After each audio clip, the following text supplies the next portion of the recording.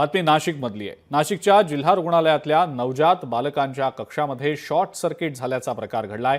नवजात बालकांच्या कक्षात 69 बालकं होती। सुदैवानं कोणतीही जीवितहानी झालेली नाही। सर्व बालकं सुखरूप आहेत। शॉर्ट सर्किट झाल्याचं लक्षात आल्यानंतर तातडीनं या सर्व नवजात बालकांना दुसऱ्या कक्षामध्ये हलवण्यात आलं।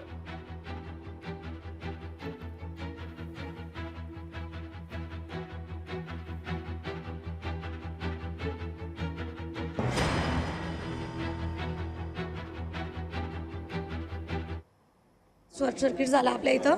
फर्स्ट डोअर आहे ना तिथंच। मग आम्ही धावत पळत सगळेजण, सगळीच टीम, म्हणजे आमचे सगळे वरिष्ठ, म्हणजे आमच्या मेट्रो मॅडम, ह्या सगळ्या फ्लोअरच्या सगळ्या सिस्टर्स लोक, आपले जे स्टुडंट आहेत ते सगळे, आमच्या ओव्हरलॅपिंगच्या स्टाफ, सगळ्या SNCUची सगळी टीम, यांनी सगळ्यांनी जवळजवळ 69 बाळं होती आपल्याकडे। त्या सगळ्या बाळांना सुरक्षित ठिकाणी सुदैवाने आमचे बाळं सगळे शिफ्ट झालेले। SNCU वार्ड जो आहे त्याचा जो कॉरिडॉर आहे बाहेरच्या दरवाजाच्या तिथं थोडंसं इलेक्ट्रिक स्पार्किंग जाणवलं कर्मचाऱ्यांना। त्यांनी त्वरित जे आपलं फायर एक्सटिंग्विशर आहे त्याचा वापर करून ते आटोक्यात आणलं, नियंत्रणात आणलं।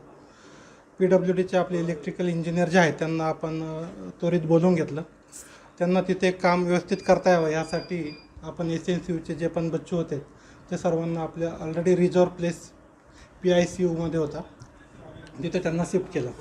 सर्वांची तब्येत व्यवस्थित आहे आणि त्याच्यात सर्व पण जे रिझर्व प्लेस होते तिथं ते शिफ्ट करण्यात आले ट्रीटमेंटसाठी। सिव्हिल हॉस्पिटलच्या बाहेर लहान मुलांच्या वार्डाच्या बाहेर वाऱ्यामुळे शॉर्ट सर्किट झाला वायरचा, आणि त्याच्यामुळे एक सर्व सिव्हिल हॉस्पिटलची लाईट गेल्यामुळे NICU मधलं मशीन बंद पडले आणि अक्षरशः धावपळ उडाली।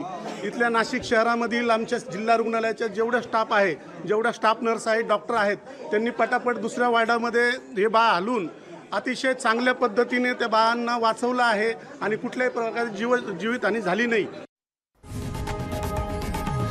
लोकशाही मराठी ऐका, पहा, जागरूक रहा।